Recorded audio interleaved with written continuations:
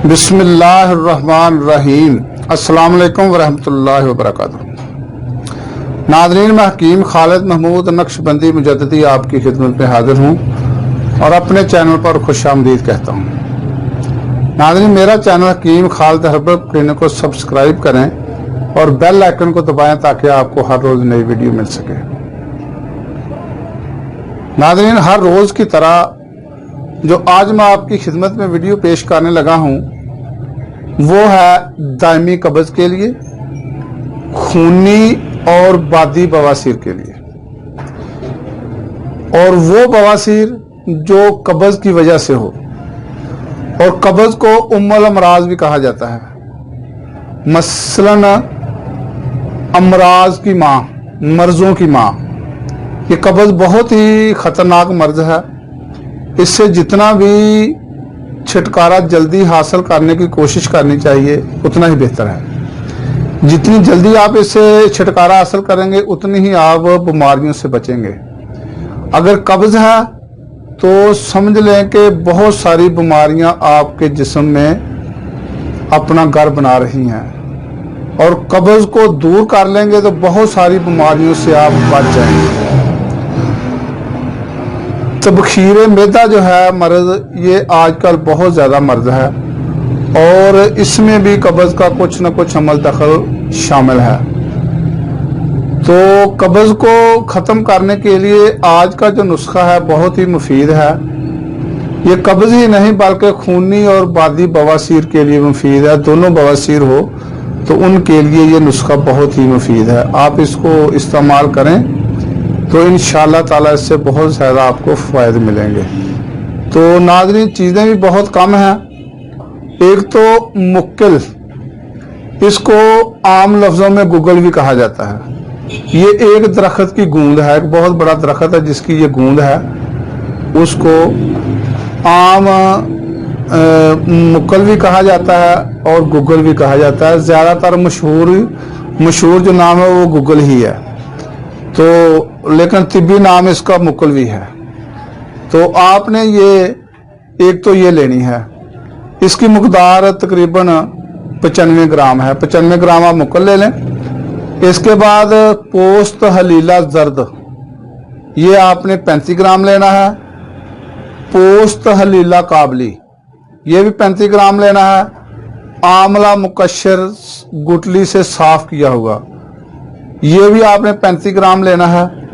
इसके बाद आबे गंदना, ये आबे गंदना को अगर किसी को ना समझ आए तो दूसरा इसका मशहूर नाम है पंजाब में पोगाट। पोगाट आजकल के मौसम में होता है, जहाँ मसूर लगाया जाता है। ये जो जिसको हम उर्फ़े आम में मसर भी कहते हैं, मसर पका लो या मसूर की दाल। ये जो मसूर है इसकी जहाँ काश्त की जाती है इसके अंदर भी ये होता है और गंदम में भी ये पाया जाता है। पुगाट, जिसको आप गंदना कहा जाता है, आपने इसका पानी हासिल करना है। पानी इसमें काफ़ी मकदार में मिल जाता है। जब आप लेंगे तो इसको वैसे बहुत नरम होता है। इसके जो होते हैं ना सिटे या टहनियाँ, ये बहुत ही नरम है। आप हाथों से भी इसका पानी निकाल सकते हैं या किसी भी बर्तन में इसको काट कर उसमें थोड़ा सा कूट लें और हाथों से ही पानी इसका निकाल लें। आपने ये हस्बे ज़रूरत लेना है, इतना लेना है जितना ये मुक्कल इसमें मिक्स हो जाए। उसके बाद आपने बादाम रोगन लेना है 35 ग्राम। रोगन बैद अंजीर, ये भी 35 ग्राम लेना है। और शहद आपने 600 ग्राम लेना है। सात लुबान आपने 3 ग्राम लेना है। ये चीज़ें आप नोट फरमा लें। मुक्किल 95 ग्राम, पोस्त हलीला जर्द 35 ग्राम, पोस्त हलीला काबली 35 ग्राम, आमला गुटली से साफ किया हुआ 35 ग्राम, आबे गंदना, पुगाट का पानी, ये आपने हस्बे ज़रूरत लेना है। रोगन बादाम रोगन 35 ग्राम लेना है। रोगन बैद अंजीर, ये भी 35 ग्राम लेना है। शहद खालिद 600 ग्राम लेना है और 7 लुबान 3 ग्राम। इसका बनाने का तरीका ये है कि मुक्कल को आपने पीसना है आबे गंदना में, आप पुगाट के पानी में आप इसको मिक्स कर लें। पुगाट के पानी और मुक्कल को कूट कर इसमें आपने शहद में इसको शामिल करना है और उसके बाद इसको शहद को आंच पर रख दें। उसको जब अच्छी तरह ये पक जाए, उसमें जो मैल वगैरह होगी वो उतार लें। और ये जो 3 चीज़ें हैं, पोस्त हलीला जर्द, पोस्त हलीला काबली और आंवला, इसका सफ़ोफ अलहदा बना लें। इसके सफ़ोफ को आपने बादाम रोगन और रोगन बैदंजीर में इसको आपने मलना है हाथों से। तिब में इसको कहते हैं चर्ब करना। इसको मल लें हाथों से, इसको आप अलहदा रख लें। इसके बाद आपने वो जो शामिल किया है गुग्गल, मुकल या गुग्गल और आबे गंदना, पुगाट के पानी को, उसको तो पहले ही आपने शहद में डाल दिया। आंच पर रखें और नीचे आग जलाएं। आग जलाने के बाद ये जो तीनों चीज़ें हैं ये इसमें शामिल कर दें उस शहद में।